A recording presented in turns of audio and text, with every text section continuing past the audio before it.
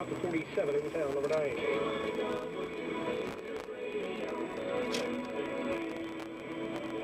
give us 22 minutes, we'll give you the world. This is KYW, Video Center on Radio Dial, online at cbsphilly.com, and on the CBS Philly app live from an Android. I think that means the green flag. In the news at this hour, a hearing set next month for the owner of an Exxon gas station in Cherry Hill and one of his managers accused of dealing synthetic marijuana out of the business along Route 70.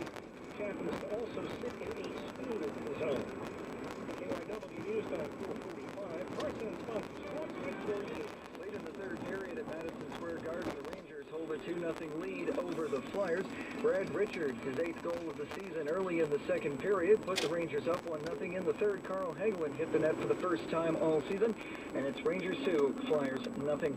Moving to college football in the second quarter, 16th ranked Wisconsin at home to 19th rated Penn State. The Badgers have taken a 14-7 lead.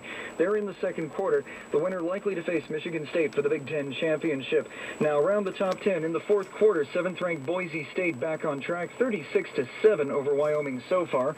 Second quarter score, 2nd ranked Alabama 20-0 over Auburn, 10th ranked Oregon 7-0 over Oregon State, and 5th ranked Virginia Tech 7, Virginia nothing.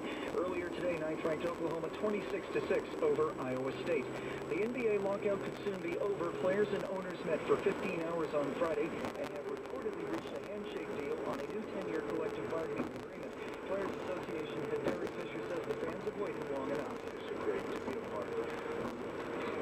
It's legitimate in terms of giving our fans what it is that they so badly wanted and want to see. Commissioner David Stern says the lockout has affected far more than the people he and Fisher represent. Literally thousands of people who are dependent upon playing of our games at arenas and parking lots and restaurants around the state. If the new agreement is ratified, the league will open training camps on December 9th and play a 66-game schedule beginning on Christmas Day. Moving to college basketball at the half, St. Joseph is 33-10 lead over Penn State. Just getting underway, LaSalle at home to Ryder tonight. Penn hosts James Madison. To the top 10 in overtime. Paradise Island in the Bahamas, 4th ranked UConn 78-76 win over Florida State. To the NFL, the Eagles host the Patriots Sunday. Cornerback Asante Samuel spoke with his former team and the task at hand. To make a difference. This is a great look. You got, like I said, young man, and a veteran. Just walk one of the best shooting games.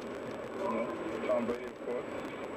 The best tight ends, obviously, in the game. So you know how it goes. I'm pretty sure that'll take over the thing. How good we are. Vince Young is expected to start for the second straight game while Michael Vick continues to heal from broken ribs.